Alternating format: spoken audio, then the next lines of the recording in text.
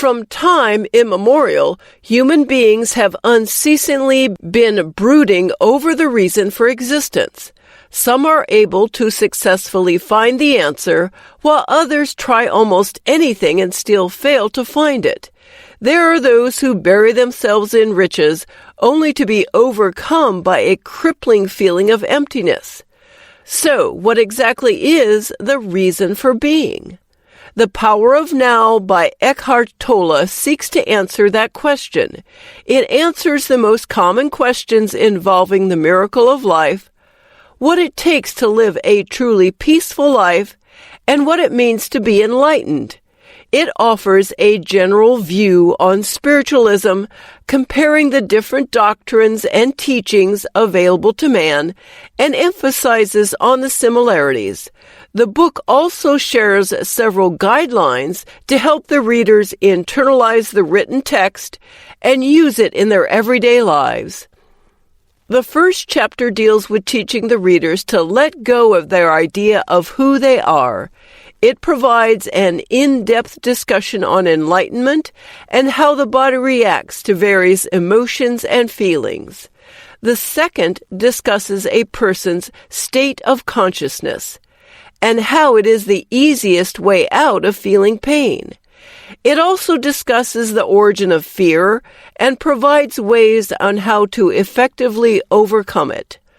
Armed with a deeper understanding of how consciousness and enlightenment works, the third chapter teaches how important it is to live in the now.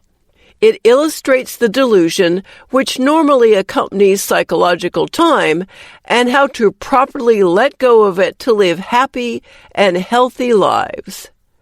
The fourth chapter aims to guide each reader toward what it means to be genuinely happy. It provides points on how to find the inner purpose in life's journey. Much of what the fifth chapter teaches is a reiteration of how important it is to live a life of pure consciousness. It answers why being in the state of presence must be the goal of everybody who wishes to live an enlightened life. Chapter 6 moves on to discuss the inner body and how one must be able to differentiate the inner from the outer body. It educates the readers about the different bodily functions and how it can help throughout this journey. Chapter 7 goes hand in hand with Chapter 6. It gives an in-depth discussion on the source of qi and how the body benefits from silence, space, and sleep.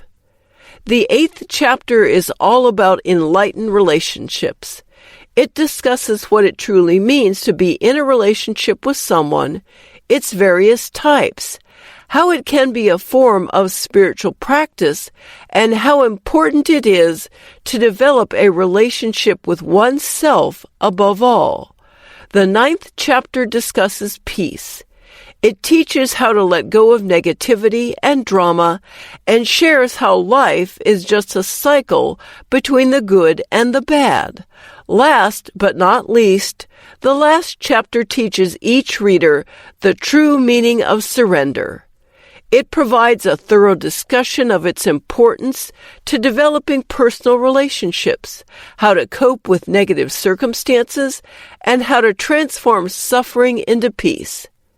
The main purpose of this book is to open the eyes of every reader to the fact that we do not have to search far in order to find what we are looking for. The author shares how he was able to experience such consciousness in its purest state and how it took him years to fully understand what it means. It seeks to share the beauty of living with what is known as the seed of enlightenment. The wonderful thing about all this is that it is all found within every human being. Unfortunately, most of the time, we are constantly too busy to look for it, or to even realize that fact. However, that is exactly what this book seeks to achieve, to help each reader attain a transformation toward human consciousness and enlightenment. This human consciousness is neither a thing of the past nor the future. Consciousness is only present if the person lives in the present and is disregarding of his social circumstances. In fact, there are thousands, if not millions, of people who have acquired a vast amount of riches but are not happy with their lives because they are not fully conscious of being in the present. With that said, the book dives deep into enlightenment, what it is, how it is achieved, and what it means to be enlightened. To begin with, each person is naturally born with the seed of enlightenment, and it is up to him how he wants to nurture it. Oftentimes, it gets buried deep into being forgotten because of the challenges of everyday life, and that is why one must cultivate a spiritual power first before being able to nurture this seed. The book also defines key concepts such as being and presence, words which have boggled human beings for quite a long time already. It compares the teachings of the various religions to draw attention to the fact that they are all very similar in essence. Thus, he wants to prove that there is, indeed, only one spiritual teaching, and that it had only become susceptible to various interpretations and forms. It also seeks to provide readers with a deeper understanding of happiness and inner peace, and how it affects our lives. It helps readers understand that there is a higher good beyond the mind's perceptions of good and bad. In fact, it is this higher good which helps enlightened individuals to successfully let go of the drama they experience in their lives. Cultivating compassion is also given emphasis in this book. Although often misconstrued to be the same as empathy, readers are made to understand that compassion is on a whole different level when contrasted with empathy. Another interesting concept within this book is relationships. The author has broken down what it means to be truly in love with a person and how it helps in maintaining relationships. It discusses a oneness between the beings of two different persons. It speaks of an unseen frequency which is felt by two enlightened individuals, the same frequency which helps them attract similar circumstances. The author has also made it a point to discuss the importance of being able to surrender to the present. It relates how surrendering is a portal toward the unmanifested, a realm which helps a person connect to the source of his one life. It also discusses the role of surrendering in developing personal relationships and in transforming suffering into peace. Finally, it teaches us the power to choose and how our choices create consciousness. When all of these factors are put together, we are able to cultivate the power of now, the power of being aware of the present, the power toward truly living. You are not your mind. Enlightenment has always been an intriguing concept. Religious or not, various individuals are curious enough to experience it. What they don't realize is that they do not even have to try too hard to find it. Enlightenment is found when we look within ourselves. But what is this enlightenment exactly? The author defines it as a state of connectedness with something which is immeasurable and indestructible, or being able to find one's true nature beyond who he is or his physical form. It also means that the inability to find enlightenment leads to an illusion of disconnection from oneself and from the world. Thus, it can be safe to say that enlightenment is a state of wholeness. Much like how Buddha has defined enlightenment, which is the end of suffering, this only shares a single angle of the whole. It only speaks to the fact that enlightenment is the absence of suffering, but does not define what it actually is. The author believes that the reason behind is because the seed of enlightenment varies from person to person, and it is up to that person to find what his definition of enlightenment is. The Buddhist definition is so crafted in a way that it does not specifically point to what or who to believe in. Closely knitted with the idea of enlightenment is the definition of being. The author defines being as the eternal one life beyond the myriad forms of life subject to birth and death, and is also accessible as a person's true self. Although a seemingly common word, the concept of being is something which is quite foreign. It is not easy to grasp, which is exactly how it should be. When one speaks of being, he must not try hard to understand it.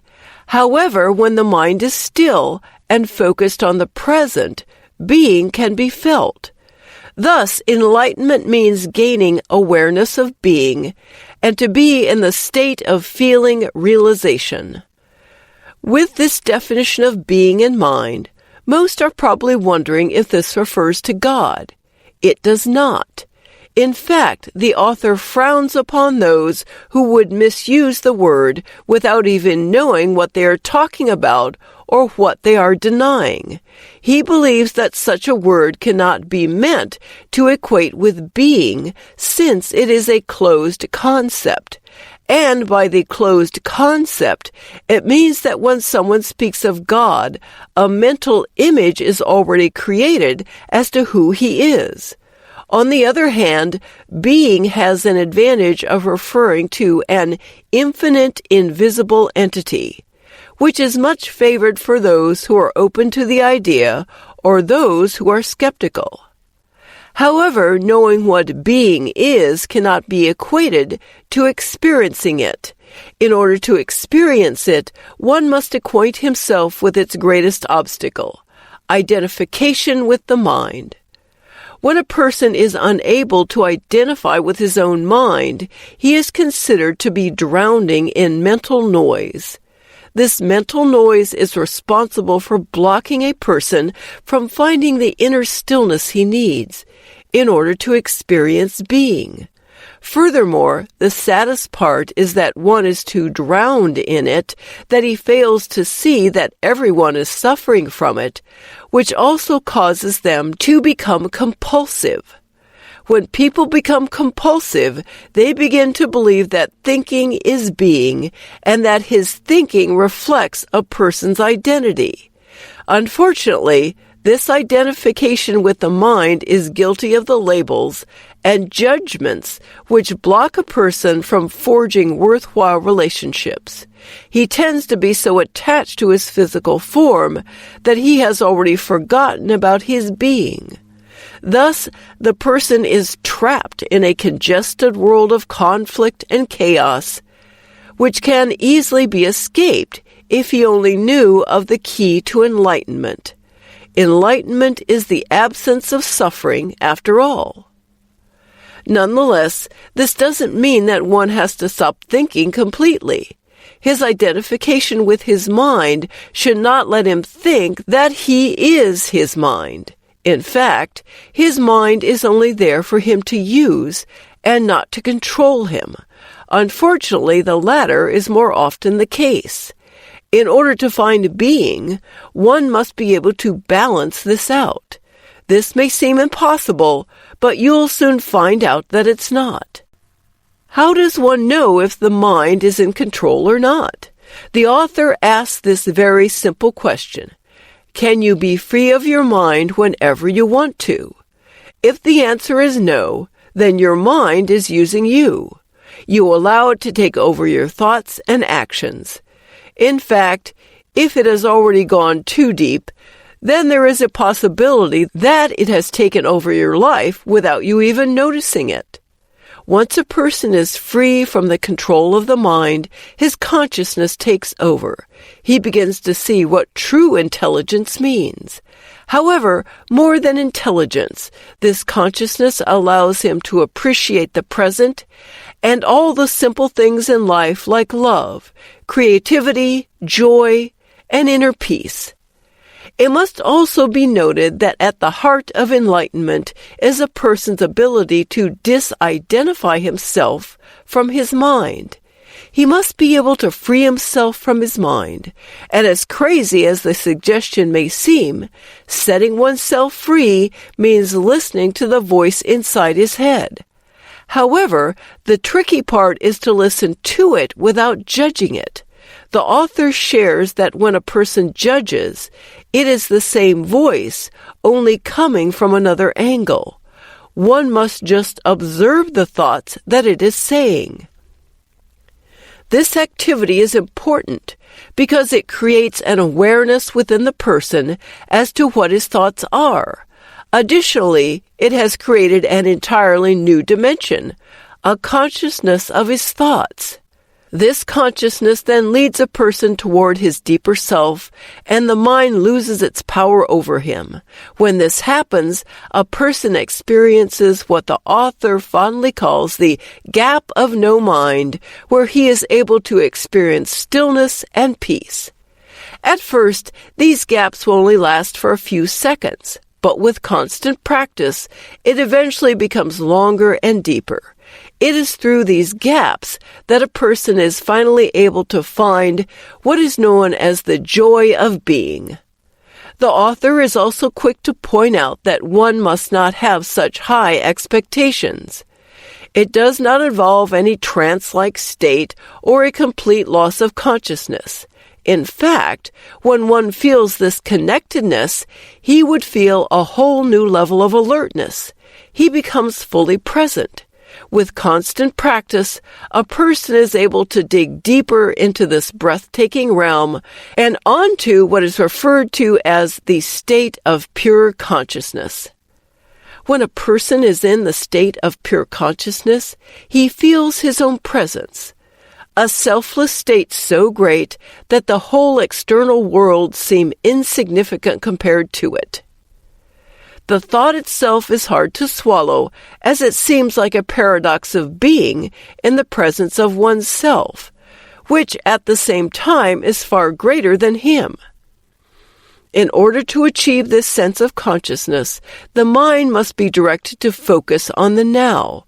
Focusing on the present moment allows a person to draw consciousness away from all the noise created by the mind, the very essence of meditation.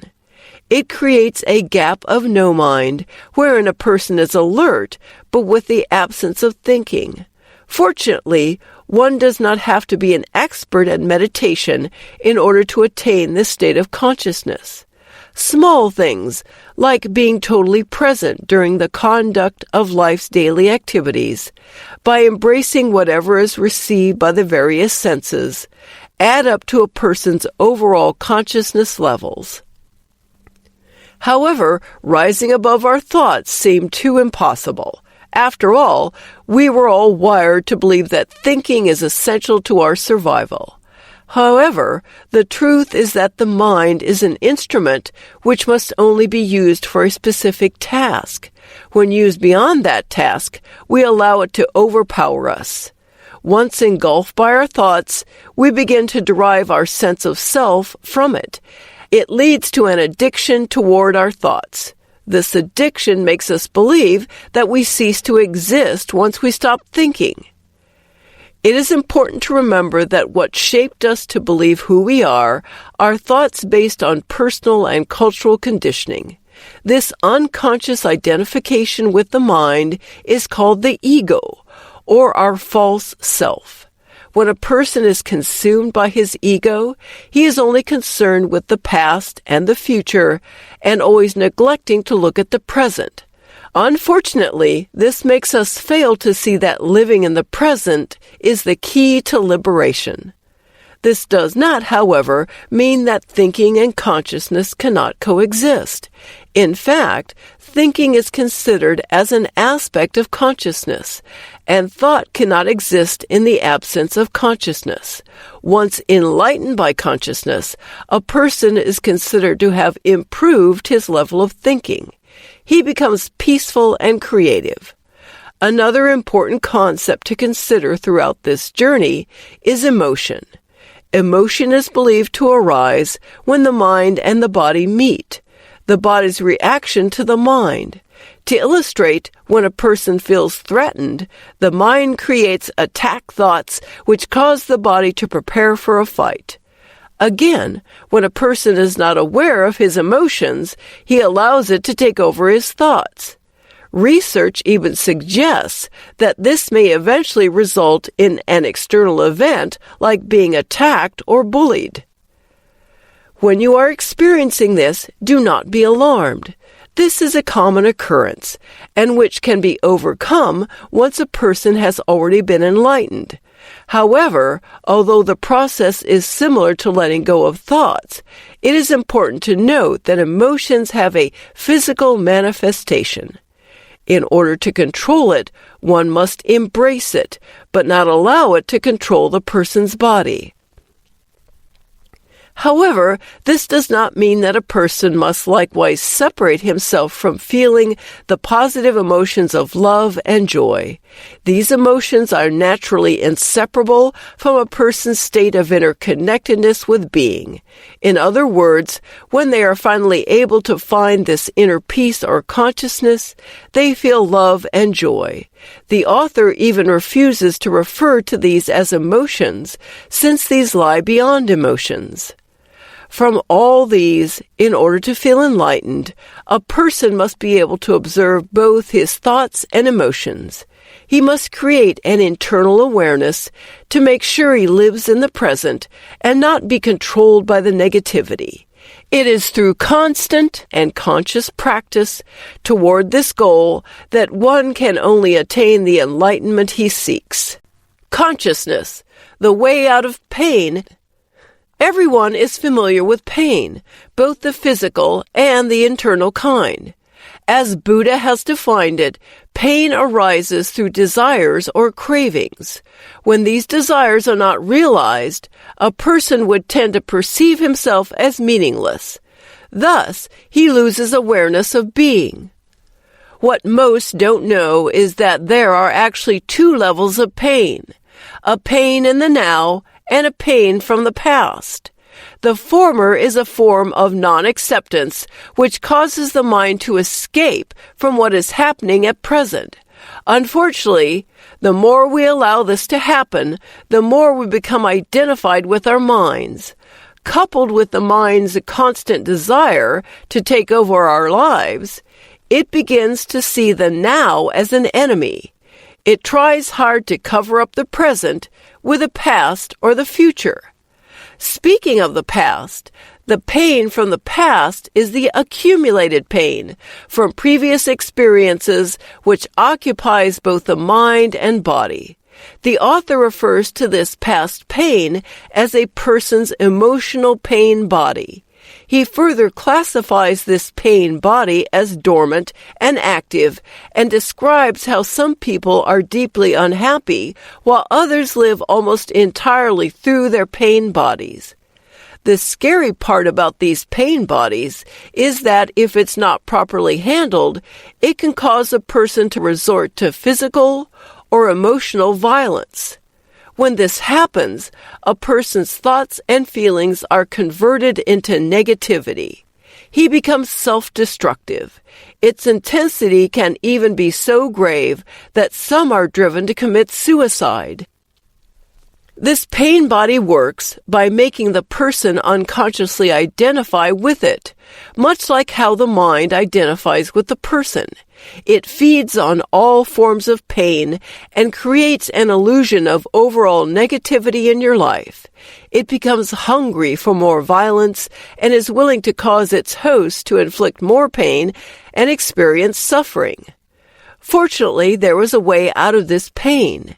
It is afraid of being forced out by the light of consciousness. The key here is to face one's fear of pain. Otherwise, consciousness will not take place. In order to make it easier, we must realize that pain and suffering are only illusions created by our minds for failure to see the now. We must simply watch what it is doing to us. By simply watching it, we create a state of consciousness within us, enough to crush these pain bodies. More importantly, one must be able to resist the temptation of allowing the pain body to take over the body once again. The author has likened this process to alchemy, which is the ancient transmutation of metal into gold. However, instead of metal, what we convert is our suffering. Much like gold, our consciousness is something that we highly value. To summarize, this process of cultivating consciousness requires us to focus our attention on our feelings and acknowledge that it is a pain body. We must not fall into the trap of judging it or analyzing it. We mustn't allow it to create an identity for ourselves. When we do so, we are able to foster the power of the now, the power to stay at present and be aware of the emotional pain. In effect, we become alerted and watch over it, but never overcome by it. This provides a sense of liberation, which is often associated with love and joy. It is quite fortunate that this process is simple enough to be taught to people with varying social circumstances. In fact, children can easily learn this process, which should be one of the basic things they must learn in order to live happy lives when they grow up. When they have grown accustomed to doing this, their natural reaction towards these emotions would be to simply observe them and not be overwhelmed by it all. Hence, being conscious of one's surroundings is one of the most potent transformational tools there is. However, this process may also be difficult to learn, especially for people who have been so used to living a life which is closely identified with these pain bodies.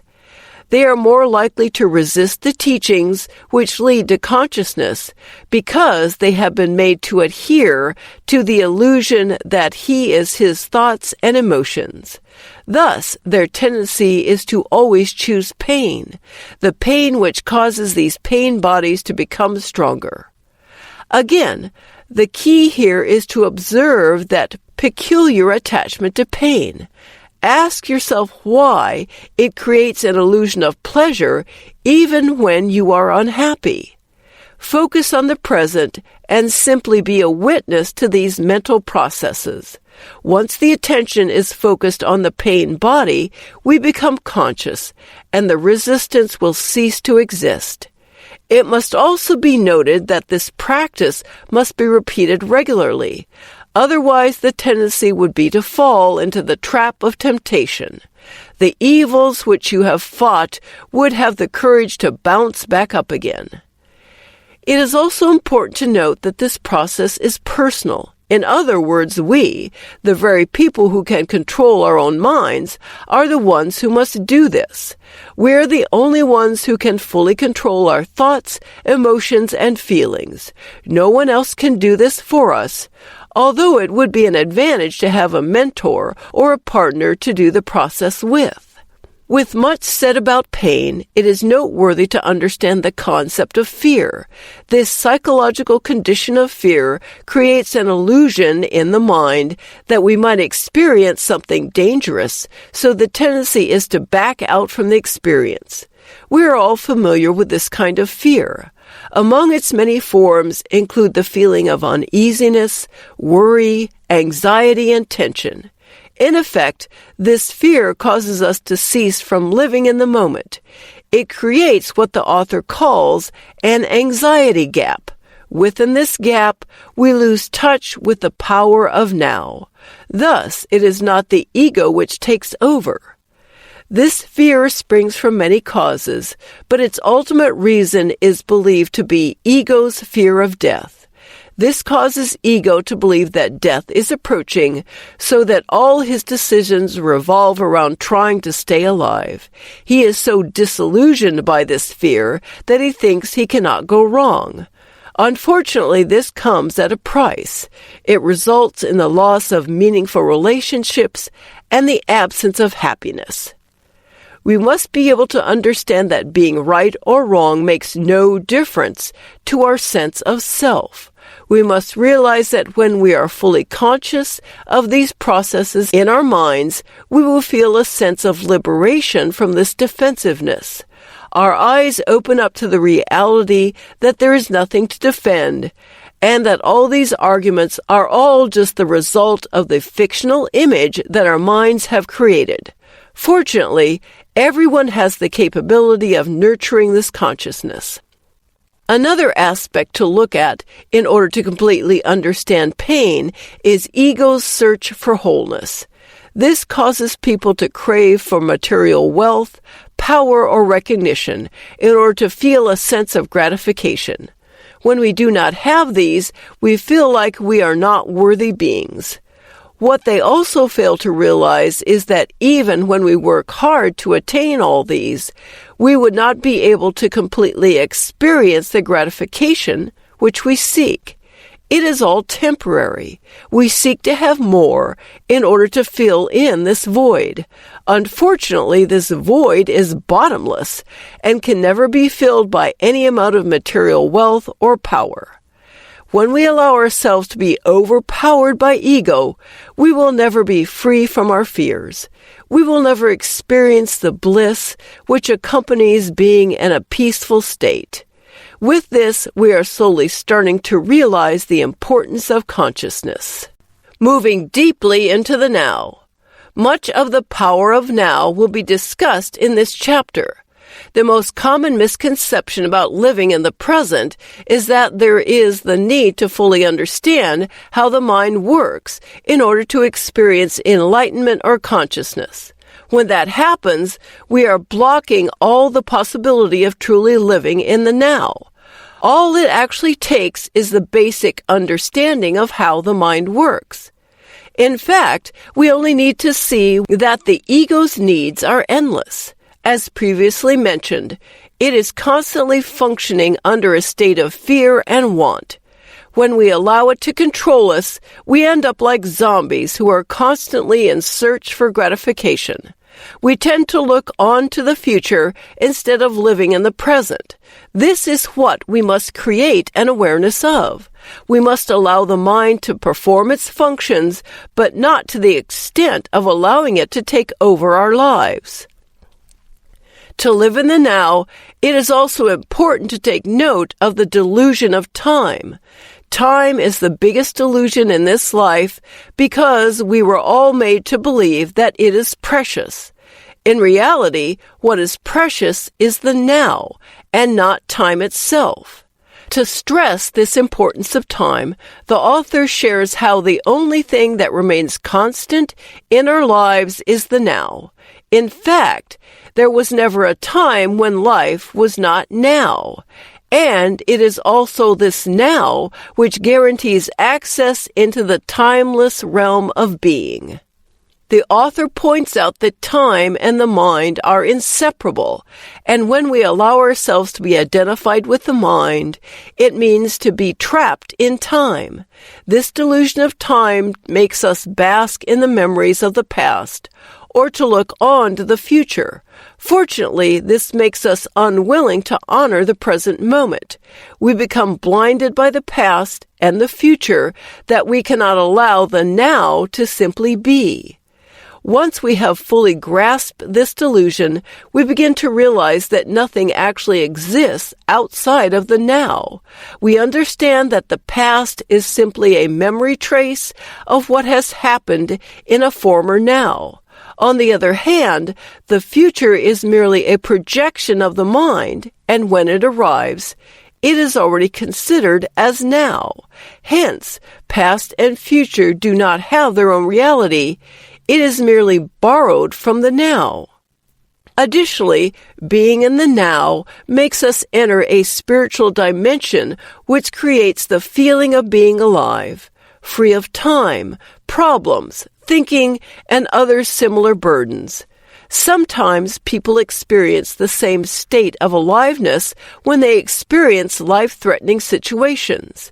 This explains why some people are drawn to dangerous activities such as mountain climbing and extreme racing. Fortunately, we don't have to put ourselves in danger just to experience this bliss. After all, the key to entering this spiritual dimension is living in the now. Many teachings can be directly correlated to living in the now. It's just that it has been given different names. Some are familiar with similar readings from the Bible, while some have likened it to Sufism. The author has also compared it to the teachings of Zen masters. Zen means to be completely present, such that no problem or suffering can survive within. In order to access this power of now, we must break the pattern of present moment denial and resistance. We do so by consciously practicing to withdraw attention from the past and the future, and to do it as much as possible on a daily basis. However, how does one know if he is already living in the present? Once you realize that you are not present, that is the time you are finally able to observe your mind. Thus, you are finally present. This presence must also be coupled with being able to observe one's thoughts, emotions, and reactions to situations. This observance must not be coupled with judgment, because the judgment may lead to personal problems. Only then can a person be said to have disidentified himself with his mind. Of course, this does not equate to an inability to use your mind. On the contrary, it can even lead to a sharper and more focused mind.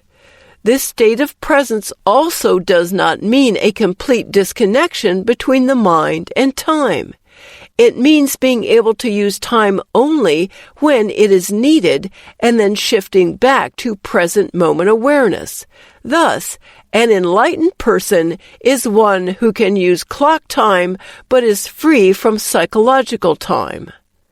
To illustrate the distinction between clock time and psychological time, the author shares that in the former, a person only makes use of time whenever it is practical, like when he is learning from his past mistakes. It also helps us set goals and work toward it. On the other hand, the latter refers to the buildup of memories from the past and the imaginations of the future. This is the kind of time which bars us from enjoying the moment. It constantly reminds us of the mistakes we've made in the past and keeps us anxious about the future. This, of course, does not preclude us from pursuing our external goals. Now we are able to see that all the negativity we feel is as a result of the accumulated thoughts and emotions from our psychological time.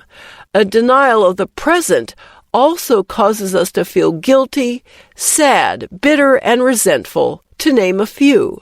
This also makes us realize that all problems are just illusions of the mind. To end this chapter, it is important to remember that when we honor the present, all our problems, pains, and fears are dissolved. We no longer look on to the future for satisfaction, and neither success nor failure has an effect on our state of being. Simply put, we are no longer attached to whatever the future holds because we are perfectly happy with the present. Mind strategies for avoiding the now. We are now aware of the negative effects of losing touch with the now. However, we don't really lose the now. Loss of now is merely a delusion because we failed to create an awareness of it, mostly due to psychological time. In fact, it is not really a loss, but a resistance. In this journey towards enlightenment and cultivating the power of now, it is important to discuss the two levels of unconsciousness, ordinary unconsciousness and deep unconsciousness. The author defines ordinary unconsciousness as being identified with a person's thought processes and emotions. It is a state where we are run by our ego, which causes us to be unaware of being. On the other hand, deep unconsciousness is defined as the effect of having the pain body triggered. This often results in physical violence and other similar external manifestations.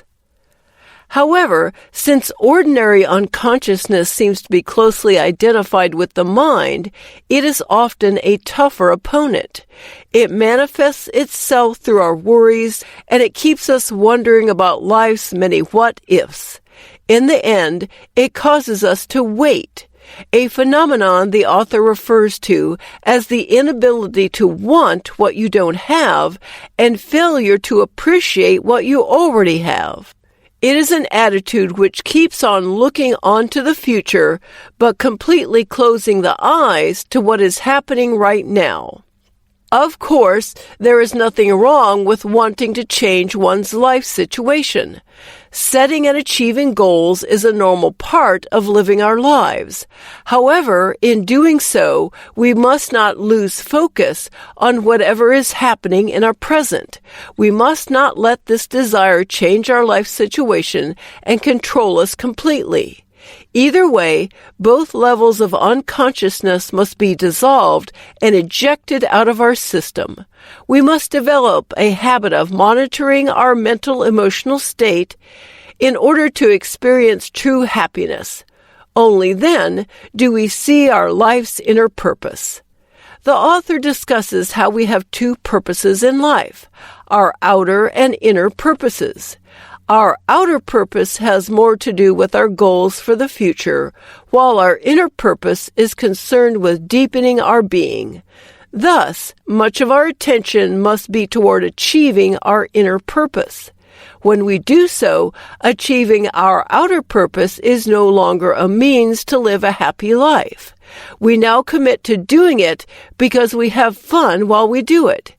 It makes it possible for us to still be happy regardless of the result of our outer purpose. At this point, it is already possible to define what the power of now is. It is one's consciousness, which is liberated from the various thought forms. When we have this power, the past cannot survive. We learn to accept our mistakes instead of sulking over them. It helps us focus our attention toward the present and how we behave or react to our surroundings as they occur.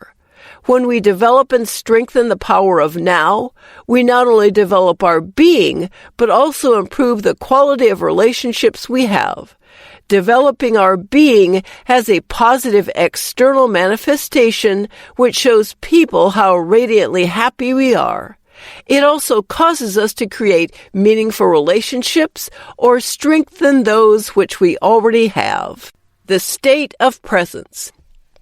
Now that we have a clear idea of what the power of now is, we dive deeper into understanding our state of presence. A lot of people have reported having difficulty in understanding this concept, and they should be confused. You see, the state of presence is not something that has to be understood on an intellectual level. It is something we must experience. We must be present. When we successfully enter this state of presence, we become free of thought. As the mental noise begins to fade, we start to feel peace. Our internal and external alertness increases. As a result, we see the beauty in everything. More often than not, we are offered a glimpse of this consciousness. Unfortunately, they are often too brief for us to remember. However, since this deals greatly with our being, we know that it is already within us. All we have to do is to cultivate it by widening the gap between perception and thought. However, we must also keep in mind that being and presence do not refer to the same thing. Being is the ultimate transcendental reality, while presence occurs when being becomes conscious of itself. This idea may not be easy to grasp, but we must remember that this is not something which can be understood on an intellectual level. It is something we experience. Once we have fully embraced this concept, we begin to see that everything in this world has being. We no longer see flat images of our surroundings. Instead, we start to see them in a whole new light. Thus, consciousness is no longer associated with physical or mental forms. We feel pure enlightenment. We feel presence. However, as imperfect human beings, the tendency is always to revert back to our thoughts. We fall back to a level of consciousness which is below mind, and our ego is, again, in control. When this happens, we must not feel discouraged. In fact, we must use it as an opportunity to practice our consciousness.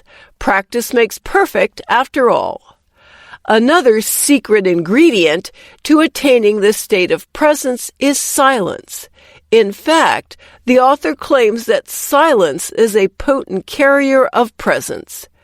When we let silence consume us, our tendency is to hush up our thoughts.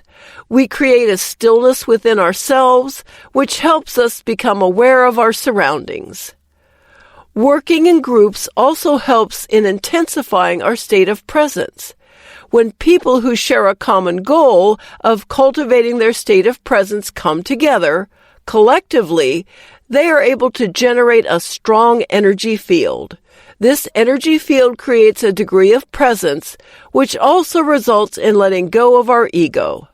Nonetheless, the best way to cultivate our state of presence is to do it on our own. Doing group activities are helpful, but we must not completely depend on it. Seeking advice from spiritual teachers and teachings can also help us down this path, but it is only advised during the transitional stage. Once we are already familiar with the exercises we have to do, we must go on with the journey on our own. The inner body. Closely connected to the concept of mind is our bodies. We must understand that the body can become an access point toward being. The body being described here is not our physical form, but our inner bodies. Much like our thoughts, the identification which we have created with our physical body is merely an illusion. It is merely an outer shell with a limited perception of reality. On the other hand, our inner body is that which is beyond our outer form, an invisible and indestructible reality. In order to connect with this inner body, we must find stillness within ourselves. We focus not only on our thoughts, but on our body as a whole. We realize that the inner body is formless, limitless, and timeless. It's unfathomable. And that's how we know when we're on the right track. Do not be discouraged if you do not experience this awakening instantly. We are constantly bogged down by our thoughts that it takes time to penetrate deep into our inner being. When this happens, just focus on whatever you can feel and continue practicing whenever possible. It is also important to remember that enlightenment is a transformation through the body and should not be separated from it. Records of ancient scriptures show that they encourage practicing out-of-the-body experience in order to feel enlightened. However, they fail to do so because what they do is deny the body, and when they fight the body, they deny their own reality. We must realize that the inner body is the path toward our connectedness with one life. We become one with God. The path toward this permanent connectedness with the inner body is to feel it at all times. When this happens, we can no longer be bothered by all the negativity around us. We also attract positive new circumstances which are on the same frequency as ours. We begin to live in the now. It also has manifestations in the physical realm. First, we are able to slow down the aging process. When we become connected with our inner body, our physical body will feel lighter.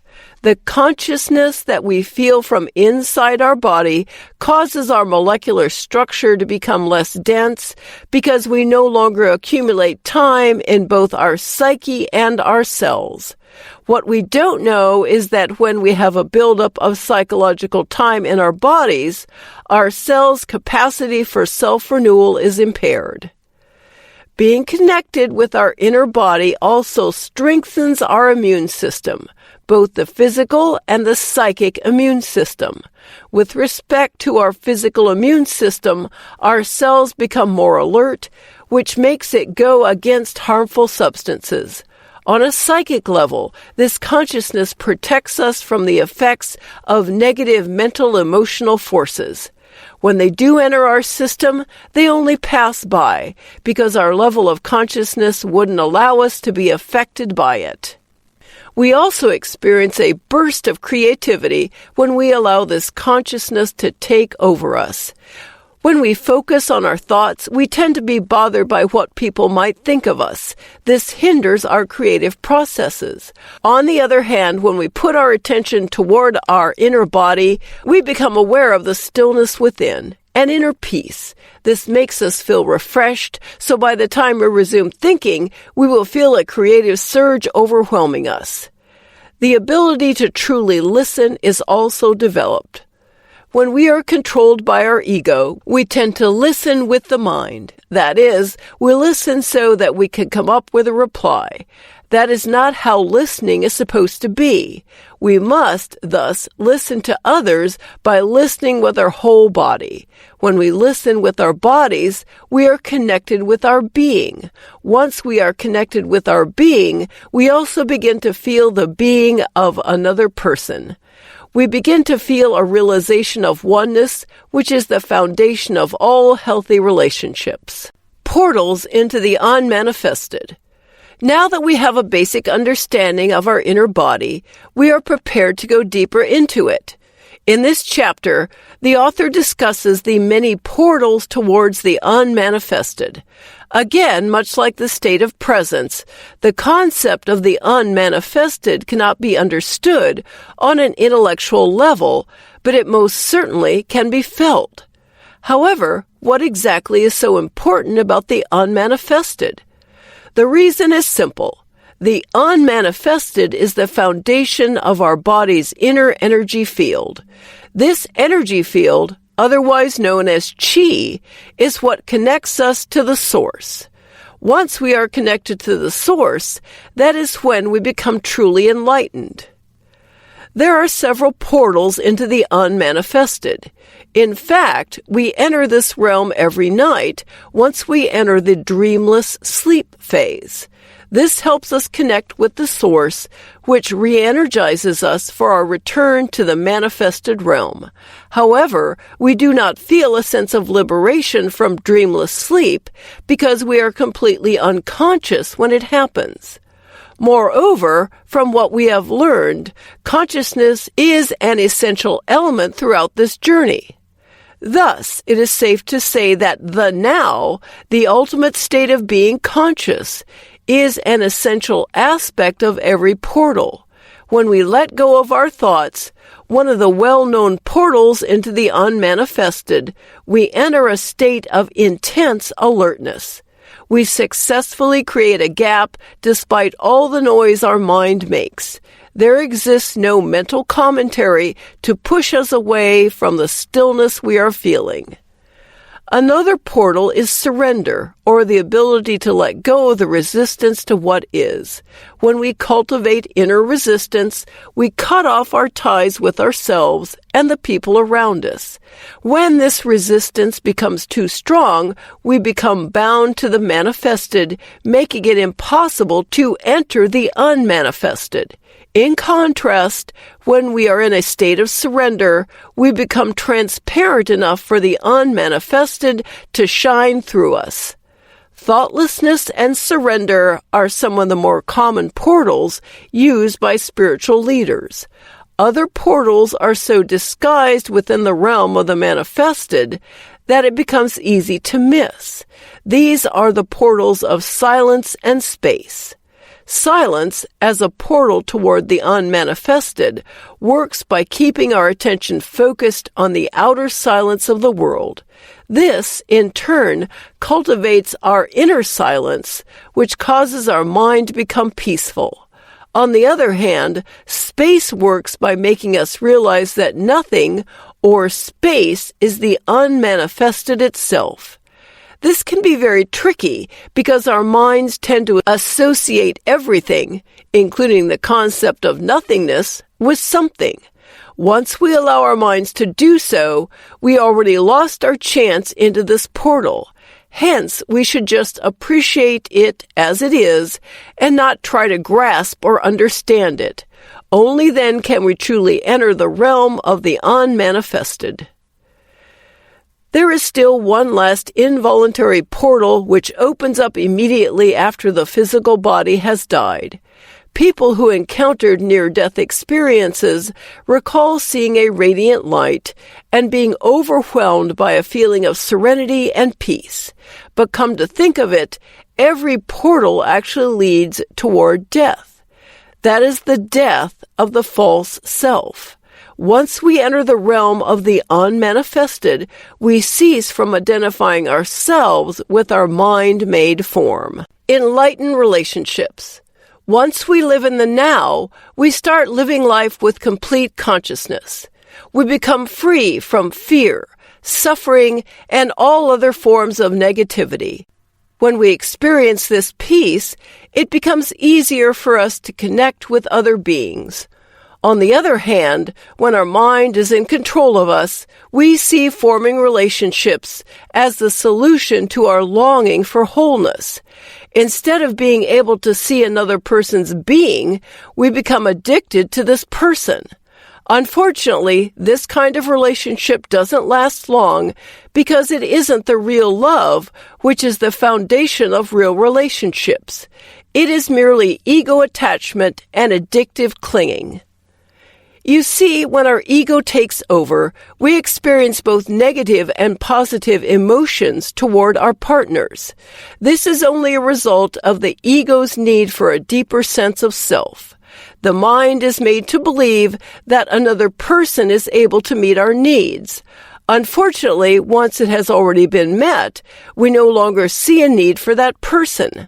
However, true love has no opposite. Thus, what we must cultivate are enlightened relationships. We only experience being in an enlightened relationship when we are fully aware of the present. We must keep in mind that love is not something we search for in others because it is a state of being. It is something that's already deep within us and is completely independent of another person. When we are in touch with our being, we are also able to feel the being within others. This is the spiritual oneness we long for. That is true love. Once we realize that, we begin to understand that love is not selective. We do not choose to make a certain person special. It all boils down to who is able to reflect the same frequency of love. It all depends on the degree of intensity of this bond with others. It is also fortunate to note that we have the power to turn an addictive relationship into an enlightened one. In order to do so, we must understand that every addiction comes from a refusal to acknowledge one's pain. Thus, when a relationship seems unhappy, what you really feel is the pain and unhappiness that's already within you. And when we experience this unhappiness in a relationship, we must not run away from it. Avoidance is never the answer. Once again, we can only cultivate this state of being through continuous and conscious practice. Cultivating oneness with another being, however, requires more than the awareness we normally need when connecting with our inner self. This connection also requires us to relinquish judgment. This simply means being able to see the delusion, but only allow yourself to see through it. You do not react or create any judgment toward it. In effect, this creates a loving presence which causes the partner to feel welcomed into the relationship. This practice also works when we are not on the same level of consciousness. There are instances when we are already free from our minds while our partner is not. The author sees this an opportunity for salvation. Instead of allowing the differences and dysfunction to bother you, just embrace it and help the person find his inner peace and being on his own terms. Not only does this strengthen relationships, but it is also a great way to use the relationship as a form of spiritual practice. Of course, this does not only refer to romantic relationships. This refers to our connectedness as a whole with others. In fact, if we do not experience an openness toward all beings, then we cannot be considered as enlightened. When we fail to experience love or joy, we are still drowned in fear, judgment, and other negative emotions. Thus, our ego is still in control of us. We cannot form lasting and meaningful relationships this way. Beyond happiness and unhappiness, there is peace. Happiness and inner peace are often mistaken to refer to the same thing. As previously discussed, inner peace is a state of connectedness with the being. It is something that we must find within us and is not dependent on any outward condition. On the other hand, happiness depends on circumstances which are perceived as positive. Thus, we can say that inner peace is on a deeper level than happiness. In order to truly understand the concept of happiness, the author discusses positivity and negativity. Often, these polarities are often attributed to situations we experience. What most of us don't realize is that the conditions we experience are neither positive nor negative. It is the mind that is responsible for this labeling. Thus, it is important for us to allow the conditions to occur in the present as they are without perceiving them as either good or bad. This higher good, beyond the good and the bad, is a result of being able to forgive the present. Forgiving the moment keeps us free from any accumulated resentment, which would cause us to be chained to the past. This leads us to an acceptance of the present, which reconnects us to our being. As human beings, however, this is easier said than done. It is easier for us to label our experiences to help us survive. We tend to avoid dangerous situations because we have already associated it with negativity. What we fail to realize is that this negativity is all an illusion. In other words, these are all ego-created drama. Unfortunately, when we live a life filled with drama, we become too scared to face any situation. Our ego becomes threatened by the ego of others.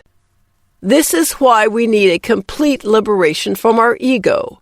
When we begin to accept our experiences as they are, we develop the tendency to block drama from entering our realm of consciousness.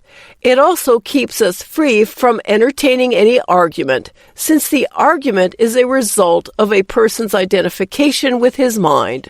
Looking at the bigger picture, we then see that being conscious keeps us free from conflict, both internal and external. To understand this higher good on a deeper perspective, we must also understand the impermanence of everything. Both Buddhist and Christian doctrines teach us that every condition we encounter is impermanent. When we judge a condition as good, it is our mind which identifies with it. Unfortunately, nothing lasts forever in this dimension, and that positive judgment may eventually turn into something negative. This means that the same condition that once made you happy may now be the one that's causing you all the pain and sorrow. When we open our eyes to impermanence, we see things as they are. We accept these conditions as they come and go. We do neither judge nor identify with them. Thus, we live in peace. Also, at the root of this higher good is compassion. The author has defined compassion as the awareness of a bond between oneself and other creatures. It is also important to note that there are two aspects of compassion. One is on the level of form, while the other is on the level of being.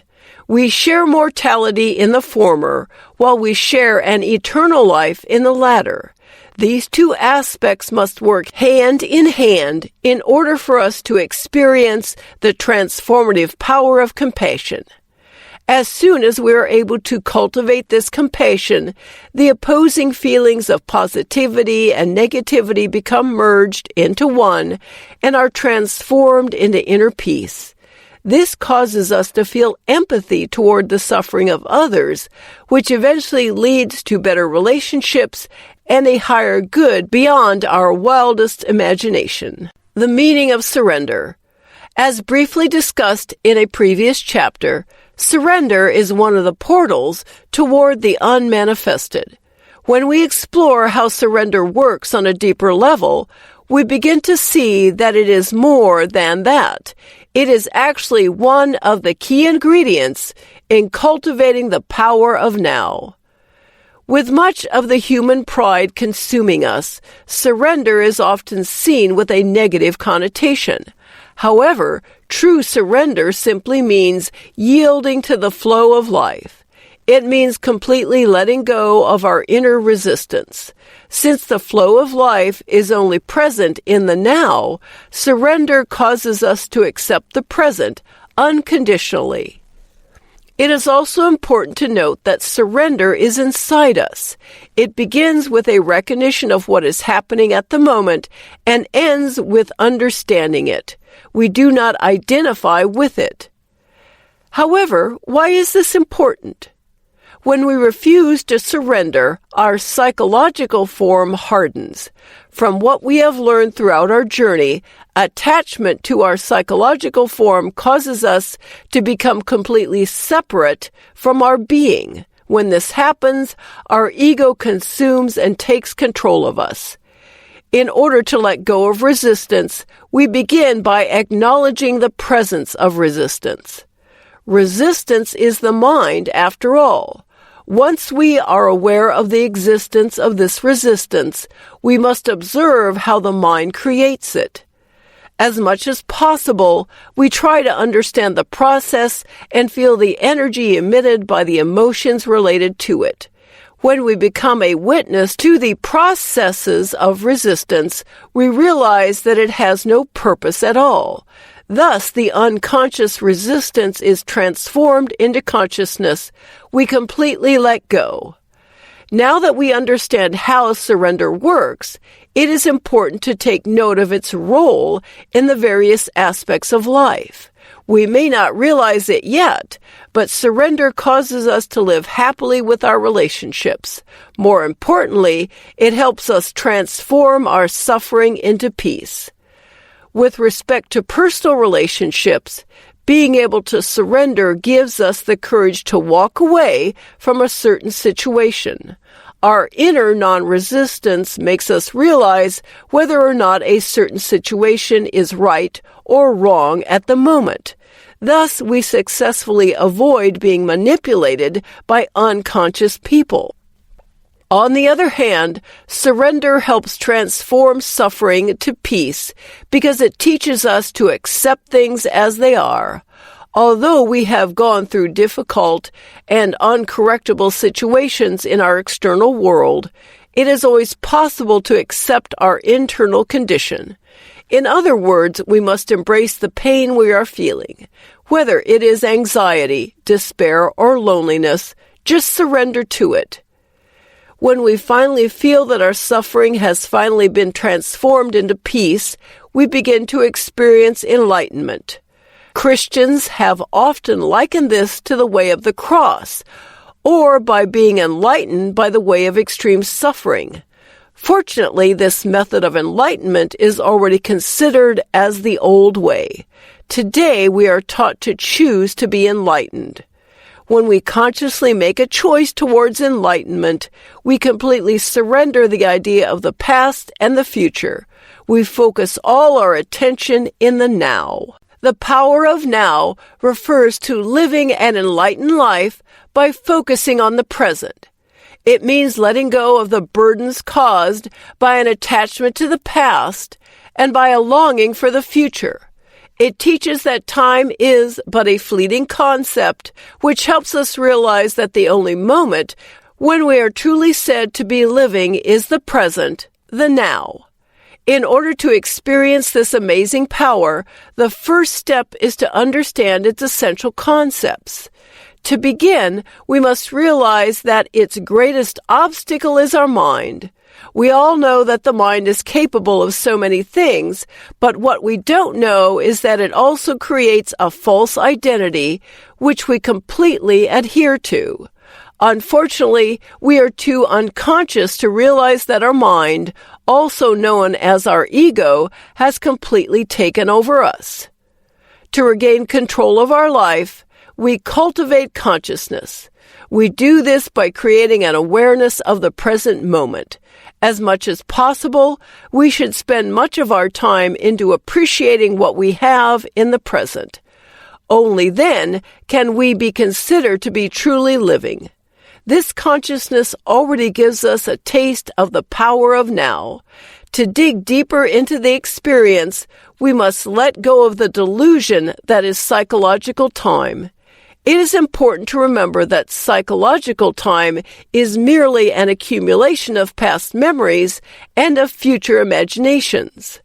None of them exists in the realm of the present, and that is why it is being referred to as a delusion. As soon as we realize this, we are another step closer to realizing our dreams of enlightenment. Cultivating inner peace is the next step. This inner peace results from a realization that we have an immeasurable inner body and that there is stillness within that body. When we realize this, we begin to disconnect from the identification that our mind has created for us toward our physical bodies. It is also this same inner body and peace which allows us to connect to the source of our one life. Finally, we must learn how to surrender. Contrary to popular belief, this surrender doesn't mean giving up. It simply means yielding to the flow of life, to allow things to simply be. We must let go of any resistance toward it, because that resistance is a sign that the mind wants to regain control of our lives.